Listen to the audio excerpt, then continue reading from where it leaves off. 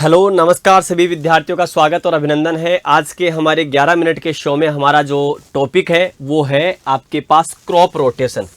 तो हम जो चर्चा करेंगे आज के इस सेशन में वो क्रॉप रोटेशन को लेकर के चर्चा करेंगे। ये ध्यान रखना कि आखिरकार क्या होता है फसल चक्र। तो यहाँ पर देखिएगा, फसल चक्र या क्रॉप रोटेशन को लेकर के हम बात करते हैं। ठीक है, फसल चक्र इसी को हम कहते हैं क्रॉप रोटेशन। ठीक है, क्रॉप रोटेशन की हम बात करते हैं।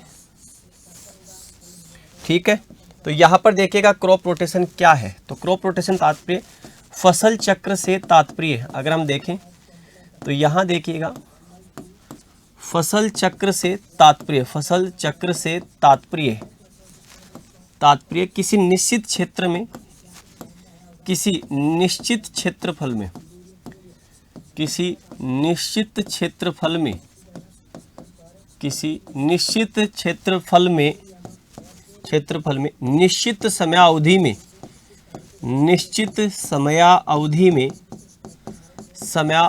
में, अवधि में फसलों को अदल बदल कर, फसलों को अदल बदल कर बोना क्रॉप रोटेशन कहलाता है। क्या कहलाता है? क्रॉप रोटेशन कहलाता है। ये ध्यान रखना। अब हम अगर यहाँ पर बात करें तो आते हैं क्रॉप रोटेशन के सिद्धांतों पर। तो यहाँ पर ध्यान रखना फसल चक्र के सिद्धांत क्या हैं, यानी कि क्या चीज़ें हमें ध्यान रखनी चाहिए। फसल चक्र सिद्धांत, तो इसके अंतर्गत हमें क्या चीज़ें ध्यान रखनी चाहिए। तो फसल चक्र के सिद्धांतों की जब आप बात करोगे तो यहाँ पर आपको ध्यान रखना, नंबर 1 आप क्या करेंगे, जिसको कह सकते हैं डीप रूट के बाद शैलो रूट। ये ध्यान रखना, गहरी जड़ वाली, ठीक है, गहरी जड़ वाली फसलों के बाद, गहरी जड़ वाली फसलों के बाद, फसलों के बाद कम गहरी के बाद कम गहरी फसलों को, कम गहरी जड़ वाली फसलों को बोना। ठीक है, ये आप कह सकते हैं। जैसे फॉर एग्जाम्पल की बात करें तो जैसे अरहर डीप रूट है तो अरहर के बाद आप गेहूं बो सकते हैं। ये ध्यान रखना है आपको। ठीक है, दूसरा सिद्धांत अगर हम यहाँ पर कहें तो हम यहाँ पर कह सकते हैं कि अधिक उर्वरक के बाद या अधिक पोषक तत्व, अधिक पोषक तत्व चाहने वाली, अधिक पोषक तत्व चाहने वाली, अधिक पोषक तत्व चाहने वाली फसल के बाद, फसल के बाद कम पोषक तत्व, कम पोषक तत्व चाहने वाली, कम पोषक तत्व चाहने वाली फसलों को बोना, फसलों को बोना। फॉर एग्जाम्पल के सेंस में अगर हम बात करें तो एग्जाम्पल के रूप में जैसे गन्ना अधिक पोषक तत्व चाहने वाली है, गन्ने के बाद आप क्या कर सकते हैं, जैसे आपके इसको कह सकते हैं, क्या बो सकते हैं कि जैसे आपके चना बो दिया, कोई आपके जैसे मूंग बो दिया, आपके अगर टाइमिंग के अकॉर्डिंग। ठीक है, आप कहेंगे ये सर ये खरीफ, ये रबी की, ये खरीफ की, डिपेंड करता है आप इसे कौन सी सीजन के अकॉर्डिंग बोते हैं। अगर हम यहाँ पर बात करें जैसे मक्का आपके अधिक पोषक तत्व चाहने वाली है तो इसके बाद आप खरीफ में क्या कर सकते हैं, मक्का बोया, तो रबी में आप क्या कर सकते हैं, जैसे आपने सरसों बो दिया तो कम पोषक तत्व चाहने वाली। अगर हम इसके बाद में तीसरा देखें तो क्रॉप रोटेशन का मुख्य और अनिवार्य क्रॉप रोटेशन का जो सिद्धांत है, ध्यान रखना अनिवार्य, वो है लेग्यूम के बाद नॉन लेग्यूम या नॉन लेग्यूम के बाद लेग्यूम क्रॉप्स को बोना। तो ये ध्यान रखना, लेग्यूम फसलों के बाद में, लेग्यूम के बाद नॉन लेग्यूम या यूं कह सकते कि गैर दलहनी फसलों को बोना, गैर दलहनी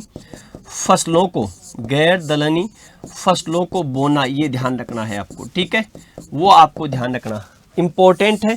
ये ध्यान रखना क्रॉप रोटेशन का ये क्या है, ये आपके पास क्रॉप रोटेशन का अनिवार्य सिद्धांत आपको नजर आएगा। ये ध्यान रखना आपको।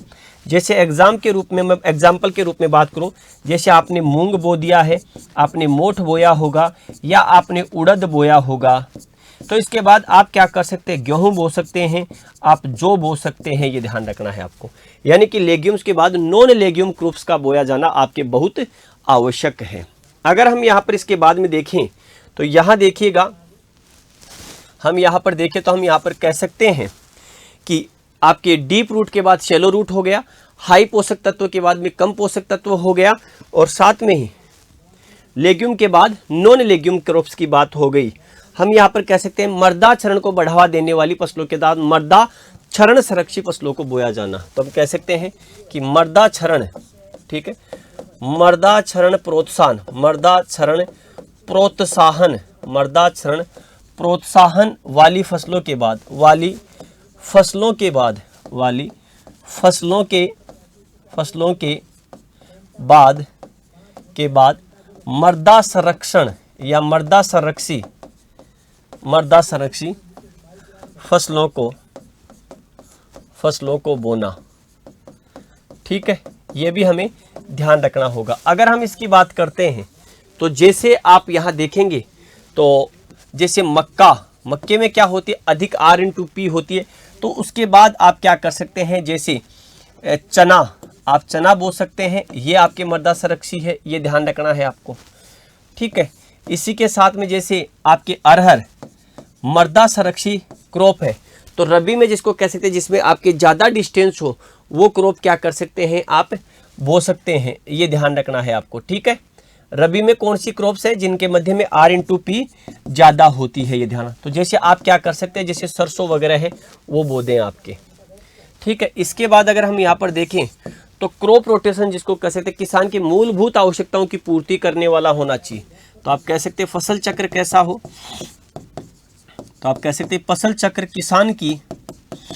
किसान की मूलभूत आवश्यकता, तो जो मूलभूत आवश्यकता है, मूलभूत आवश्यकताओं को पूरा करने वाला,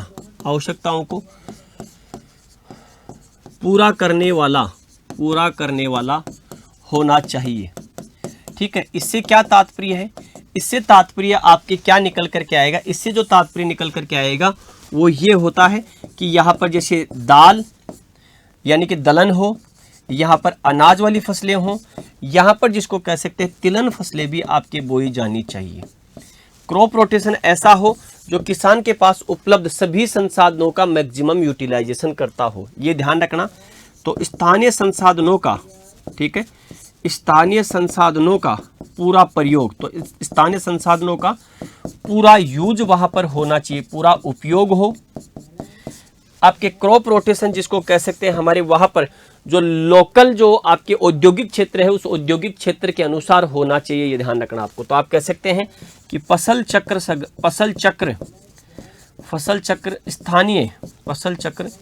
स्थानीय उद्योग धंधों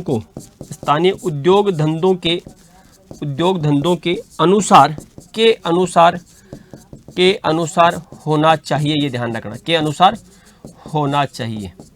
ठीक है, क्रॉप रोटेशन ऐसा हो कि जिससे क्या हो, आपके जो रोग और डिजीज है उनको आकर्षित नहीं करता हो।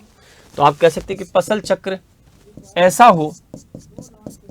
ऐसा हो जो रोग और कीटों को नियंत्रित करता हो, नियंत्रित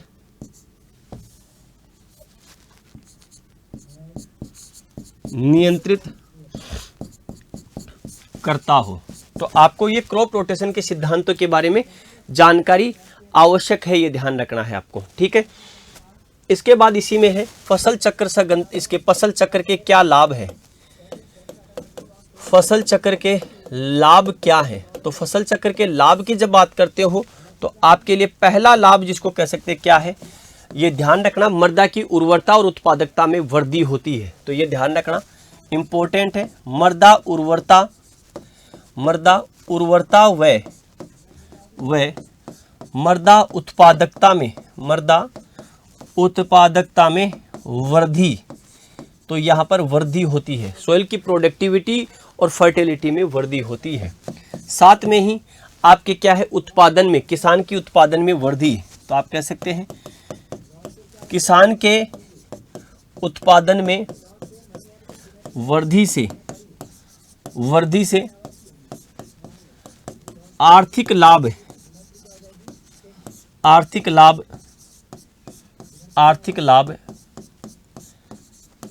तो आर्थिक लाभ यहां पर क्या होगा, बढ़ेगा, ये ध्यान रखना। तो आर्थिक लाभ भी बढ़ेगा। आप अगर क्रॉप रोटेशन से देखेंगे तो मृदा क्षरण में कमी, तो फसल चक्र से क्या होता है, फसल चक्र से मृदा संरक्षण में सुधार। ठीक है, आपके जैसे रोग कीटों का प्रकोप जो होता है वो प्रकोप भी क्या होगा, कम हो जाएगा। ठीक है, साथ में ही आपकी आमदनी में जो होती है वो किसान की आमदनी में क्या होती है, वृद्धि होती है। स्थानीय जो संसाधन वगैरह जो है उनका पूरा यूटिलाइजेशन होता है। तो ये क्रॉप रोटेशन के विषय के बारे में हमने चर्चा की। और इस समय चल रहा है होली धमाका ऑफर, तो उस पर भी बात कर लेते हैं। तो आपके सभी ऑनलाइन जो बैचेज है, ऑनलाइन ऐप कोर्सेज है या टेस्ट सीरीज है, उन पर अप टू 90% तक का डिस्काउंट है और अप टू 100% तक का कैशबैक है। साथ में ही 10% का आपको एक्स्ट्रा डिस्काउंट मिलेगा पेड स्टूडेंट्स को। इसके लिए आपको होली कूपन कोड यूज करना होगा और साथ में ही 5 से 7 दिन में आपका जो ये 100% कैशबैक आपके अकाउंट में वापस से ऐड होगा। इसके साथ ही live stock assistant live from studio, इसकी प्राइम की जो फीस है वो कितनी है, 3400 रुपये। स्टैंडर्ड की जो फीस है वो कितनी होगी, 2100 रुपये। Live stock assistant MCQ batch जो आपके है उसकी फीस है 800 रुपये। लाइव स्टॉक असिस्टेंट 90 डेज का जो टारगेट बैच है उसकी प्राइम की जो फीस है वो है 2100 रुपये। स्टैंडर्ड की जो बैच की फीस है वो कितनी है, 1400 रुपये। साथ में एग्रीकल्चर 2.0 लाइव फ्रॉम स्टूडियो जो बैच है इसमें प्राइम की जो फीस है वो कितनी है, 3900 रुपये। स्टैंडर्ड की जो फीस है वो कितनी है, 2600 रुपये। Agriculture supervisor live from Jaipur classroom, इसमें जो प्राइम की फीस है वो 4900 रुपये। स्टैंडर्ड की जो फीस है वो कितनी है, 3600 रुपये दिखाई देगी। लेकिन ध्यान रखना अंतिम तारीख 22 मार्च है। इसके साथ ही UPSGT का जो रिकॉर्डेड जो बैच है प्राइम की फीस है 1400 रुपये, स्टैंडर्ड की फीस है 800 रुपये। UPSGT का जो MCQ बैच है स्टैंडर्ड की फीस है 400 और प्राइम की फीस है 600 रुपये। इसके साथ ही जेड 2025 प्राइम की फीस जो है 4100 रुपये, स्टैंडर्ड की फीस है वो 3100 रुपये और MPPC की फीस जो है वो कितनी है, 2500 रुपये आपके पास। साथ में ही एग्रीकल्चर मास्टर पास, इस एक मास्टर पास में सभी एग्रीकल्चर के कोर्सेज में आपको एक्सेस मिलेगी। साथ में ही टेस्ट सीरीज और MCQ भी आपको यहाँ पर इंक्लूड मिलेंगे। इसकी 6 महीने की वैलिडिटी की जो फीस है वो 5000 रुपये है। 12 महीने की वैलिडिटी के लिए जो फीस है वो 6600 रुपये है और 18 महीने की वैलिडिटी की जो फीस है वो कितनी है, 7400 रुपये आपके पास देखने को मिलेगी। ये ध्यान रखना। मास्टर पास जो टेस्ट सीरीज का है उसमें 6 महीने के लिए 300 और 12 महीने के लिए 400 रुपये, ये ध्यान रखना। तो ये था हमारा आज का 11 मिनट का शो। पुनः मिलेंगे अगले वीडियो में, तब तक के लिए सभी को राम राम, जय हिंद, जय भारत, बेस्ट ऑफ लक।